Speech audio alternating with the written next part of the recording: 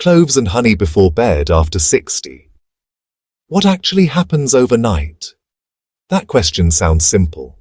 The honest answer is more complicated and, actually more useful than most videos let on. Here's what's actually true. Honey has real tested evidence behind it, mostly for calming a nighttime cough and helping some people fall back asleep more easily. Cloves have real evidence too, but honestly, most of it comes from lab experiments and animal studies, not from human sleep trials. So no, there isn't solid proof that this exact combination transforms your body overnight the way the title suggests. What you will get from the next 20 minutes is honestly more valuable than a miracle promise. You'll learn what the human research on each ingredient actually shows, why sleep, blood sugar and inflammation shift after 60, and a realistic, safe way to try this combination if you want to. We'll also cover something most videos skip entirely: who should be cautious, especially if you take blood thinners or manage diabetes. No exaggeration, no guaranteed timeline. Just the evidence, explained plainly, so you can decide for yourself tonight why this matters after 50 or 60. To understand why this pairing gets so much attention after 60, it helps to understand what's actually changing in your body at this stage of life. Sleep changes with age, and that's normal, not necessarily a warning sign. According to the National Institute on Aging, older adults tend to go to bed earlier, wake up earlier, and spend less time in deep sleep than younger adults. Waking up 2 or 3 times a night becomes more common. Insomnia is the most frequently reported sleep problem in adults 60 and older, and it isn't always caused by an underlying disease. Stress, changes in routine, and naturally lighter, more fragmented sleep patterns all play a role. A healthy 70-year-old who wakes several times overnight without any diagnosed condition is not automatically doing something wrong. It's simply part of how sleep architecture shifts with age, according to researchers who study normal aging. Researchers who study aging also note that melatonin production, the hormone most closely tied to your sleep-wake cycle, tends to decline as we get older. That decline is one more reason lighter, more fragmented sleep becomes more common after 60, independent of any disease process. At the same time, many people over 60 are paying closer attention to blood sugar, whether or not they've received a diabetes diagnosis. That matters directly here because honey is a concentrated source of natural sugar. It behaves differently in your body than it did when you were 30 and could metabolize sugar more efficiently. There's also a quieter shift happening beneath the surface. A slow, low-grade rise in inflammation that researchers sometimes call inflammaging. It tends to accompany normal aging, separate from any specific illness. This is part of why concentrated plant compounds, like the ones found in cloves, draw so much interest from people looking for food-based ways to support their body as they get older. None of this means your body is failing you. It means the questions you're asking tonight: does honey really help sleep? Is clove safe to add to a bedtime routine? What should someone over 60 watch for? Deserve real evidence instead of guesswork. That's exactly what comes next. Okay, so let's start with honey, because honestly, it has the stronger track record in actual human studies. Now, the clearest evidence we have involves nighttime cough, not sleep in a general sense. There was this randomized, placebo-controlled study published in the journal Pediatrics, where children were given a single dose of honey before bed. The study found that it reduced nighttime cough and improved sleep quality compared to a placebo. This actually lines up with a recommendation from the World Health Organization, which names honey as an option for soothing cough symptoms. And, a later Cochrane review, which basically pools together multiple randomized trials, found that honey may modestly outperform no treatment or some of the older cough medicines for children's coughs. But the researchers did note that the overall evidence is still kind of limited in both size and quality. Now here's the important limitation, that research is almost entirely in children, not in adults over 60. When it comes to general sleep quality in adults, the evidence is honestly a lot thinner. There have been some small feasibility studies, registered with clinical trial databases, that tested honey as a possible sleep aid in adults with poor sleep, comparing it to melatonin. The early results were promising enough to justify larger trials, but these were small preliminary studies. Not the kind of large, rigorous research that lets us say with real confidence that honey improves sleep in older adults specifically. One more piece belongs here: honey and blood sugar. Some studies comparing honey to refined table sugar have found smaller blood sugar spikes and modest improvements in cholesterol markers over several weeks. But other trials measuring long-term blood sugar control, using the marker called A1C, found it can rise with regular honey intake over time.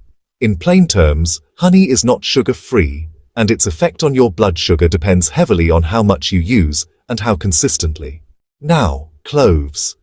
The most studied compound in cloves is eugenol, and most of what we know about it comes from laboratory experiments and animal research, not human sleep studies. Where cloves do have decent human evidence is somewhere else entirely: dental pain. Clinical trials have compared clove oil to numbing gels for injection site pain, and found clove preparations performed comparably to standard treatments. That tells us eugenol is biologically active in humans, but it does not tell us that eating cloves before bed changes your sleep, your blood sugar, or your inflammation levels overnight. Cloves also show antibacterial activity against certain drug-resistant bacteria in laboratory settings, and one small clinical study using concentrated clove extract found it performed at least as well as a common antibiotic against a specific stomach bacterium under test conditions.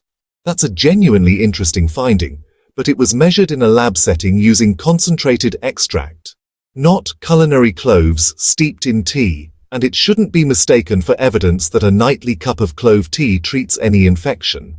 Cloves themselves, in food amounts, have a strong safety track record. The FDA has approved cloves as generally recognized as safe for use in food, which is a food safety designation, not an approval for any therapeutic claim. Laboratory and animal studies also suggest eugenol may have anti-inflammatory and antioxidant properties. Those are genuinely interesting findings. But laboratory results don't automatically translate into guaranteed effects in a human body, especially not from the small amount of clove most people would realistically use in tea or food. So here's the honest picture.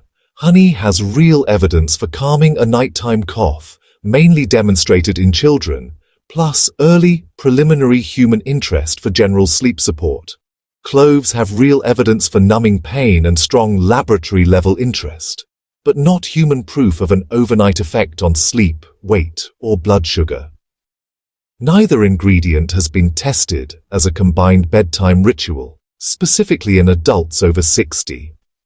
That's not a reason to dismiss them. It's a reason to use them with realistic expectations, which is exactly what the next section covers. If you decide to try cloves and honey as part of your bedtime routine, here's a realistic way to do it. This is based on culinary amounts that are considered safe for most healthy adults, and, just to be clear, not on any specific proven dosage for sleep. So, let's start with the honey.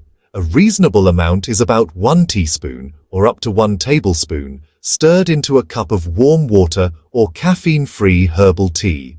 Using warm, not boiling, water is gentler to prepare, and honestly, just easier to sip about 30 to 60 minutes before bed. Now, this timing isn't about any dramatic effect, but more for practical reasons. It gives your body a bit of time to digest before lying down, which can help reduce the chance of reflux. That's something that becomes more common as we get older. For cloves, use whole cloves, not clove oil, and not clove supplements. A small amount, just 1 or 2 whole cloves steeped in that same warm water or tea for about 5 to 10 minutes, is a realistic culinary dose.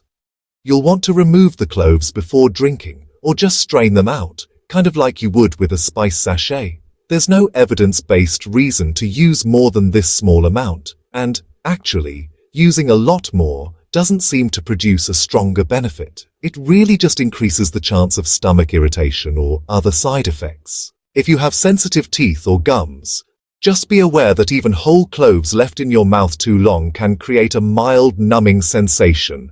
thanks to that same eugenol compound used in dental treatments. This is harmless, but it can feel a bit unusual the first time. Some people honestly prefer a simpler version, like honey stirred into warm water with just a pinch of ground clove, or honey mixed into decaffeinated tea that already contains clove as a flavoring, like certain chai blends. Both of these are reasonable low-risk ways to enjoy the combination, without turning it into, a complicated ritual. So, what should you realistically expect? Well, you might find that this becomes a calming, warm bedtime habit that supports good sleep hygiene, just by giving you a consistent, soothing routine. Kinda like how a cup of caffeine-free tea works for many people. You could also notice some mild throat-soothing benefit if you're dealing with a cough or dry throat, which actually lines up with what we know about honey from the evidence. But what you shouldn't expect is a guaranteed change in your sleep quality, your blood sugar, or your inflammation levels by morning. And honestly, if you try this for 1 to 2 weeks and don't notice any difference, that's a normal, expected outcome. Definitely not a sign you did something wrong. If you're using this as a sweetener replacement rather than, a large daily habit, it's important to treat the honey portion like any other source of sugar in your diet. Count it as part of your overall daily intake, especially if you're watching your blood sugar or your weight. And just to remind you, consistency in a calm bedtime routine, dim lighting, and a regular sleep schedule will likely do more for your sleep quality than any single ingredient, cloves and honey included. Common mistakes, interactions, and who should be careful. Now, here are the safety details that, honestly, most videos about this topic tend to skip.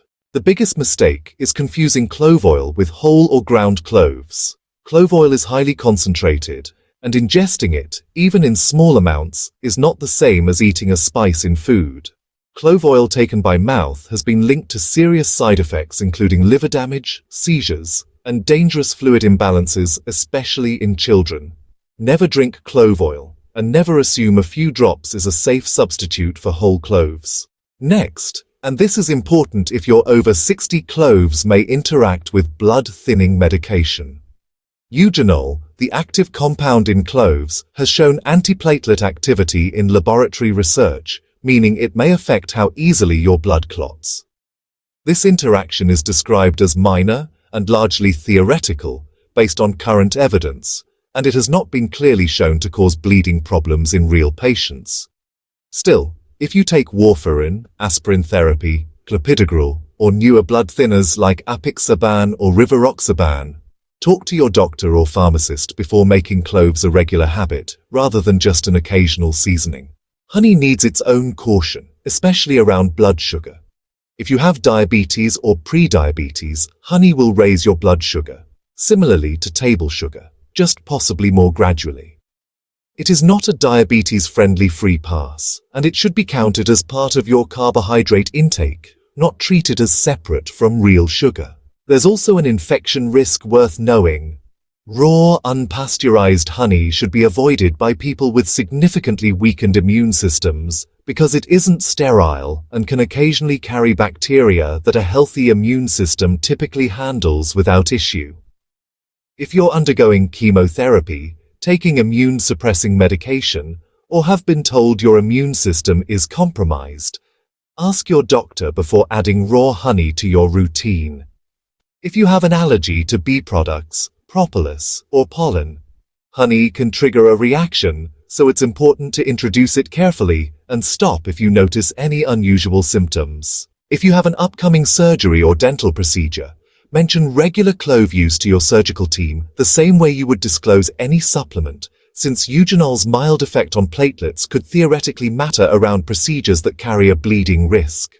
Finally, this combination is not a treatment for diagnosed insomnia, sleep apnea, or any other sleep disorder.